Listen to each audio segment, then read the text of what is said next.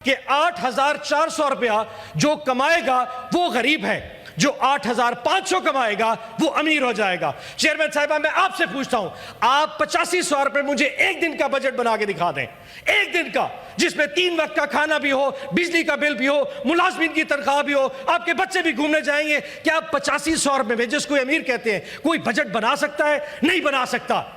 ये तमाचा है उस गरीब के ऊपर जो पाकिस्तान में अवाम जो मुश्किल फैसले करते हैं, ये उसके मुंह पे तमाचा मारा गया है।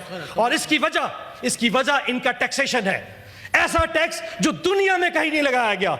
15,000 अरब रुपए का टैक्स लगा दिया, जिसमें से सिर्फ 7,000 अरब डायरेक्ट टैक्सेशन, यानी कि जो जितना कमाए उतना टैक्स पे करे, लेकिन 7,500 अरब इनडायरेक्ट टैक्स लगा दिया। यानी कि कोई फर्क नहीं पड़ता तुम कितने अमीर हो, कोई फर्क नहीं पड़ता तुम कितने गरीब हो, तुम पे उतना ही टैक्स लगेगा जितना अमीर देगा।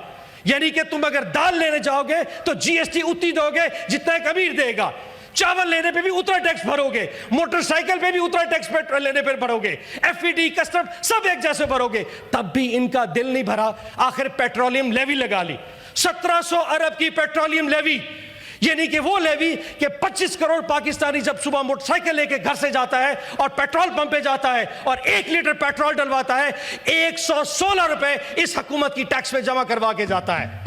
यूं पाकिस्तानी जो कमाए ना कमाए इनको पैसे दे के जाएगा। चेयरमैन साहिबा, रियासतें टैक्स इकट्ठा करने के लिए नहीं बनाई जाती, रियासतें फलाह के लिए बनाई जाती हैं। पहले रोटी दो, पहले रोजी दो, फिर तालीम दो, फिर सेहत दो, अगर कुछ बचेगा तो तुम्हें टैक्स देंगे। ये कहते नहीं, पहले टैक्स दो, पेट्रोल पे टैक्स दो, बिजली पे टैक्स दो, गैस पे टैक्स दो, हाँ कुछ बच गया तो खा पी लेना, कुछ बच जाए तो तालीम दे देना, कुछ बच जाए तो सेहत पे खर्च कर देना। ये वो जालिम लोग हैं। लेकिन फिर हमें आके जीडीपी दिखाते थे जी, जीडीपी की शरह 3.7% स्टेबलाइजेशन हो रही है। इससे पहले बहुत नीचे थे, अब ऊपर आ गए। वजह यह है कि पेट्रोल की कीमतें बढ़ गई। हजूरे वाला, फरवरी 2022 में इमरान खान की गवर्नमेंट में $120 तक क्रूड गया था। अफगान साहब, $120 तक क्रूड गया था। हमने 160 रुपए से ज्यादा डीजल नहीं बढ़ाया था। कोरोना हमारे दौर में आया था, 2 साल कोरोना हमारे दौर में आया था, जिस वक्त हमें उठा के बाहर फेंका गया उस वक्त भी 6% हमने ग्रोथ दी थी। ऐसे नाअहल लोग क्या है जिनको समझ कुछ नहीं है, सिर्फ आदात दिखा देते हैं कि ये बजट बना दिया गया है। लेकिन चेयरमैन साहबा, उस पर सबसे बड़ा जुल्म मेरे जनूबी पंजाब के साथ, मेरे किसान के साथ, मेरी ज़राअत के साथ। 24% आपकी जो इकॉनमी है वो ज़राअत पे चलती है, 24%। उसकी ग्रोथ कितनी दिखाई? 4% ग्रोथ दिखाई। और वजह क्या? गंदम। मैंने चेयरमैन साहब पिछली दफा भी कहा था और तारड़ साहब ने मुझे जवाब दिया था कि हुकूमत पंजाब की नाकाम पॉलिसी की वजह से गंदम की शरह फीसद कम रह गई, उसकी उतनी हार्वेस्ट नहीं आ सकी।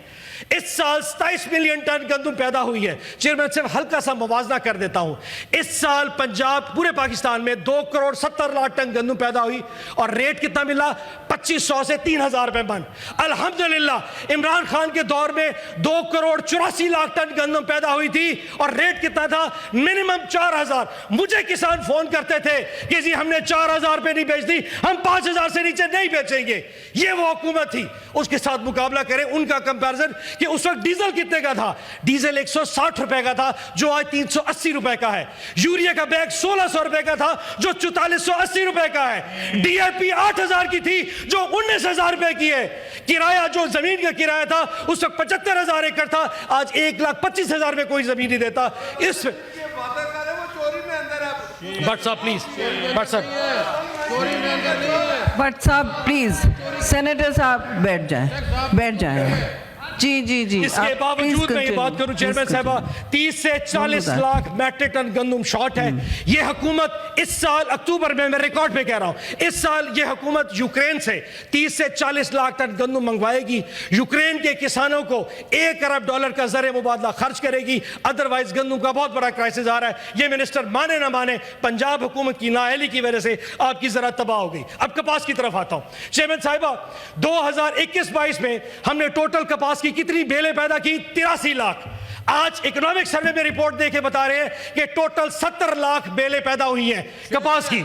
मजा की बात देखें चेयरमैन साहब, 300 टेक्सटाइल मिले, 300 टेक्सटाइल मिले चला करती थी हमारे दौर में, आज 150 मिलें चल रही है। और जो 150 बंद हुई हैं उसके 60, हर एक मिल के साथ 12 लूमें वो अटैच होती है। टेक्सटाइल मिल चलती है तो 12 लूमें चलती हैं। 12,500 लूमें बंद हो चुकी है। 1250 जिन फैक्ट्रियां चलती थी हमारे हुकूमत में, आज 270 जिन फैक्ट्रियां चल रही है। 30 लाख लोग नौकरी से चले गए। ये टस से मस नहीं हो सके, कपास बर्बाद हो गई। प्रायोरिटीज चेक करें, मुल्तान में कॉटन रिसर्च इंस्टीट्यूट था जहां कपास के लिए तहकीक होती थी।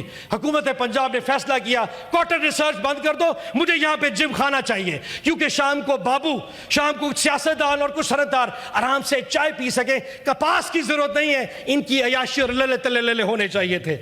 और क्या क्या मुकाबला करूं चेयरमैन साहिबा, चावल की फसल 2021-22 में 5,000 रुपए मन पे जिम्मेदार किसान बेच के गया था, आज 4500 में लेने वाला कोई नहीं है। मकई हमने 2500 रुपए हमारी दौर बिकती थी, आज 2200 रुपए में बिक रही है। आलू का तो ये हाल है, लोगों ने खड़ी फसल पे उस वक्त रूटावेटर और हार्वेस्टर चला दिए, कोई नहीं बेचेगा। 5 रुपए किलो आलू कौन बेचता?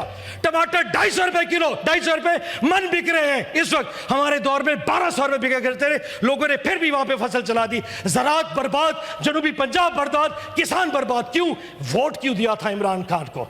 ये वो लोग हैं, बर्दाश्त करें। ये इमरान खान को वोट देने वाले किसान बर्बाद करके रख दिया। आगे चलता हूं चेयरमैन साहब, तालीम पे 0.8%। चेयरमैन साहब एक सवाल बताइए, हमारे दौर में HEC को 70 अरब रुपए का ग्रांट दी गई, आज ग्रांट कितनी है? 46 अरब। 278 यूनिवर्सिटियां हैं, इतने सारे लोग रिसर्च एंड डेवलपमेंट पे पैसे खर्च हो सकते थे। इन्हें कहा नहीं, तालीम की जरूरत नहीं है, इनको छोड़े, इनको ऐसे भीख पे लगाते, बिस्प ज्यादा कर दे, फेयर इनफ कर दीजिए। लेकिन तालीम अगर नहीं दे सकते, सब्र तो कीजिए। 4% नॉर्मली खर्च करते हैं इकोनॉमी, आप 0.8% से भी नहीं खर्च कर पा रहे। सेहत पे 0.8%। चेयरमैन साहब, आपको इमरान खान से नफरत हो सकती है, इन सबको होगी, बुक्स भी हो सकता है। हेल्थ कार्ड से क्या तकलीफ थी? कितने हजारों लोगों का कैंसर से इलाज होता था, कितने लोगों का वहां पे दिल का ऑपरेशन 10 लाख मुफ्त होता था। बंद कर दो, क्योंकि इमरान खान की फोटो है। इमरान खान की कहीं नाम की मशहूरी ना हो, मरते हैं मर जाए गरीब, लेकिन इमरान खान का नाम हेल्थ कार्ड पर नहीं आना चाहिए। हेल्थ कार्ड बंद कर दिया गया। चेयरमैन साहिबा, क्या क्या प्रायोरिटीज आखिर इतनी आ जाती हैं कि सॉरी बजट भी है जी, बजट ही आना है। चेयरमैन साहिबा, प्रायोरिटीज की बात है। एक आखिरी बात, 2 चीजें 2 मिनट है। प्रायोरिटीज की बात है। प्रायोरिटीज ये है कि अगर वज़ीर आला पंजाब 11 अरब का जहाज लेगी, तो वो पाकिस्तानी जो पहले होंडा या करोला पे चढ़ता था, फिर आल्टो पे चढ़ता है, अब मोटरसाइकिल से ईवी बाइक पे आ गया है, वो इनसे नफरत करेगा।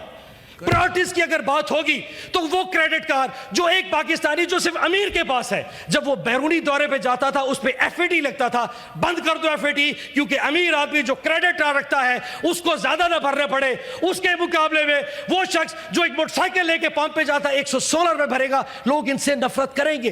वो पाकिस्तानी अमीर जो बिजनेस क्लास में 15 लाख की टिकट लेके जाता था और 1.5 लाख FAT भरता था, बंद कर दो FAT, इस पे FAT नहीं लिया जा सकता। हाँ, जो जवारी पे, हज पे, उम्रे पे, रोजगार के लिए सऊदी, दुबई, ओमान जा रहा था, उस पे 20,000 का FAT नहीं, इसको माफ नहीं करना, ये तो कमा के, इसमें तो पैसा बहुत है, लोग आपसे नफरत करेंगे। चेयरमैन साहब, प्रायोरिटीज की बात होती है। जब आप GOR डिफेंस में, DHA लाहौर में बाबुओं के लिए 20-20 करोड़ के बंगले बनाएंगे, और एक पाकिस्तानी जो पहले कनाल के घर में रहता था अब 10 से 5 मरले से किराए में घर पे आ गया, वो आपसे नफरत करेगा।